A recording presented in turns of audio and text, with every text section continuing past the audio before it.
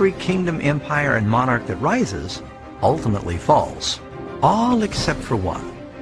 This one eternal kingdom has an everlasting God that has revealed himself through a special seal that he's given to the world.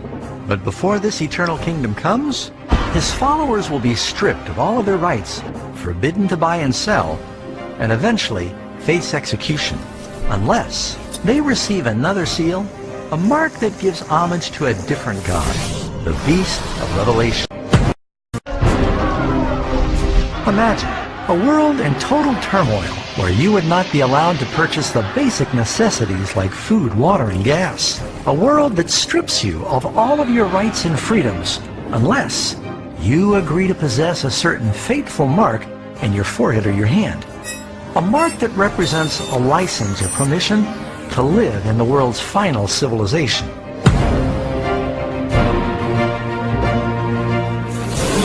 You have probably heard about the infamous Mark of the Beast and the ominous number 666.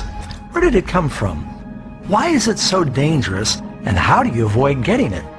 In fact, how do you know you don't have it now? The Bible says that in the end of time, everybody will be required to receive the Mark of the Beast. And if you don't receive this mark, at first you won't be able to buy or sell, and ultimately you'll be killed. He causes all to receive a mark on their right hand or on their foreheads, and that no one may buy or sell except the one who has the mark or the name of the beast or the number of his name. In fact, verse 15 says those who don't worship the image of the beast should be killed. The Bible is clear. Death would be preferable to the curses that fall on the one that receives the mark of the beast. But how can you avoid receiving this mark if you don't even know what it is? There are a lot of misconceptions about what the mark of the beast is. Some, for example, believe the mark of the beast is a barcode or a tattoo that is branded on the forehead or the hand. Others believe that the mark is some form of computerized ID chip that's inserted under the skin. And then there's still others that think that everybody is going to be told to line up and receive their 666 credit card. While the number 666 is associated with the name of the beast, the number itself is not the mark. You don't get the mark of the beast by driving a car with 666 on your license plate. The truth is that the mark of the beast is not a physical external mark at all. What's even more surprising is that most people don't realize the Bible teaches everybody in the last days will have one of two marks. One group has the seal of God in their foreheads. The other group has the mark of the beast. We also know that both of these marks are hidden. They represent our actions, our thoughts, and our worship. We need to uncover what they really are, because one is a mark of loyalty to God, and the other is a mark of loyalty to the beast.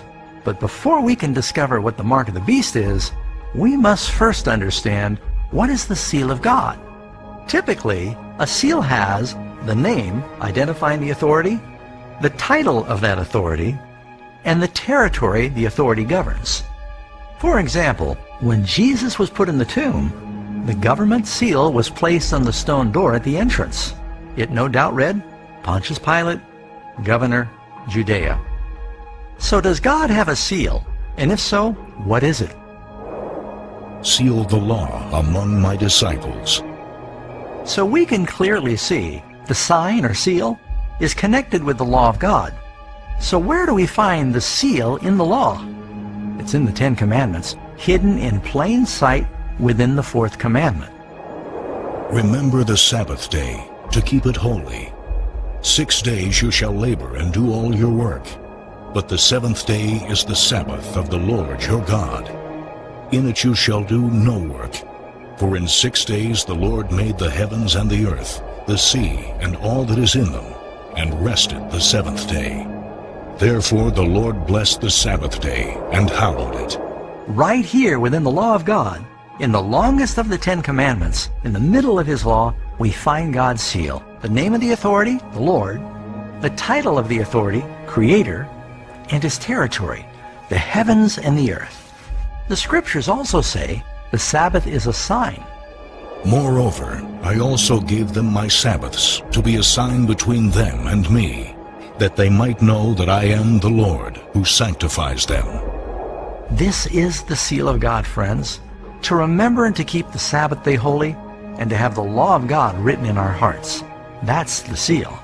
And wouldn't it make complete sense that the beast of Revelation would create a counterfeit seal to compete with God's true seal? And these words that I command you today shall be in your heart.